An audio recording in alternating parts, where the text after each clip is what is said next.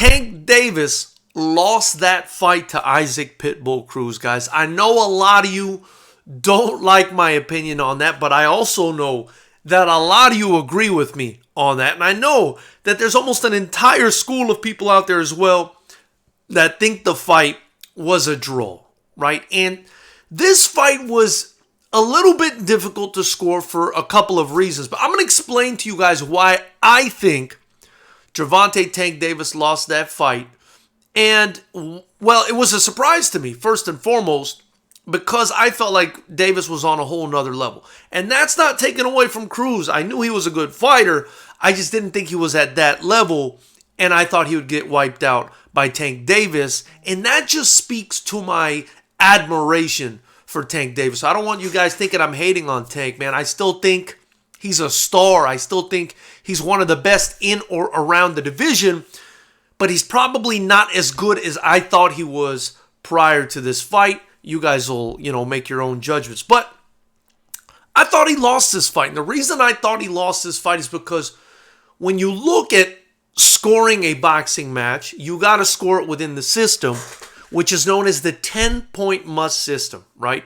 That's the system used to judge boxing. And the scoring criteria in that 10-point must system is kind of hard to understand, but the only documentation I've ever seen about how to score a boxing fight, or any sort of combat sport rather, was from the ABC, the Association of Boxing Commissions, which, is a body of rules and regulations that's adopted in, most states in the United States. And in that document, my understanding of the scoring criteria, my interpretation of it would mean that Isaac Cruz won the fight. Now, I'm going to explain to you guys why. First and foremost, in that document, right, and I'm going to try to link it for you guys below. It probably relates to MMA or something like that, but regardless, it's the 10-point must system. So in that document, it explains, in my opinion, that there are a few things we look at in scoring about. The first one being the effective strikes that are landed.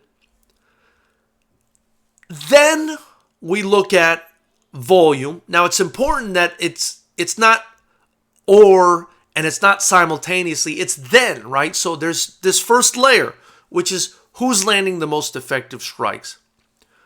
If you can't decide on who landed the most effective strikes, you go to the second rung, right? The second rung of the analysis, which is, well, if they're both landing effective strikes, who's landing more volume? Now, if it's still a tie, if you still feel like it's a tie, at that point, you look at stuff like ring generalship and aggression.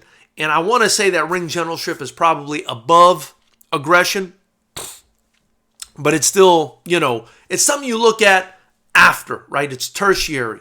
It's first, second, third, and then maybe fourth with the aggression and stuff. Fine. My point is, I didn't have to look at the second rung in scoring that fight round by round, and I certainly didn't have to look at the third rung. I looked at the first rung, and for me, Isaac Cruz, in scoring that fight round by round, was landing the more effective shots. And by effective, I mean shots that were having an effect on his opponent. He was landing hard to the body. He was landing hard to the head. And I just did not feel like the amount of shots that were effective being landed by Tank were the same. He was landing some. There were rounds I gave to Tank for sure, but I felt like Isaac Cruz was, by and large, landing more of the effective strikes throughout the 12-round fight. Now, there were rounds where it was about the same, right? So at that point, I had to look at, volume, and if I still felt like it was close, then I moved on to ring generalship. And I think that's part of the reason there was so much confusion in scoring this fight, right? People don't understand the criteria. Heck, even I'm taking, what I believe to be a stab at it based on my own interpretation. I think it's accurate, but it's just so hard to find the criteria online. It's almost like they do it on purpose.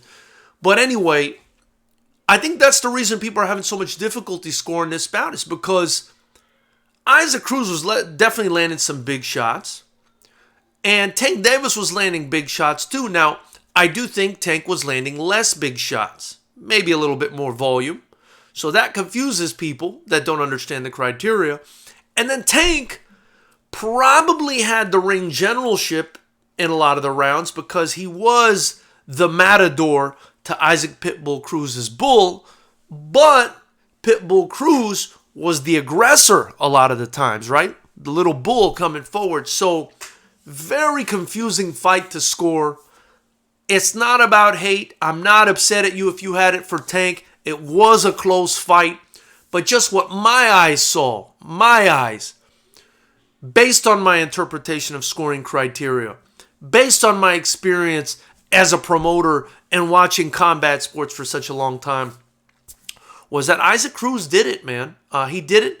I had him winning it by a couple of rounds, if I'm being honest. People might think I'm crazy for that, but that's what I saw. I believe I scored it 116 to 113. And I stand on that. I stand on that square, and, you know, I'll go eye to eye with anybody on that. Now, do I think Cruz is the superior boxer? Probably not, but I do think he was the superior fighter on that particular night. So I want to know what you guys think. How did you score the fight? Who did you think won that fight? Leave your answer in the comments below. After you do that, like, subscribe to the channel, share this video, but please be sure to subscribe. And if you want to continue to support Fighters Rep, join the channel. It's just $10 a month, and you get access to our fights, which is what we're all about here.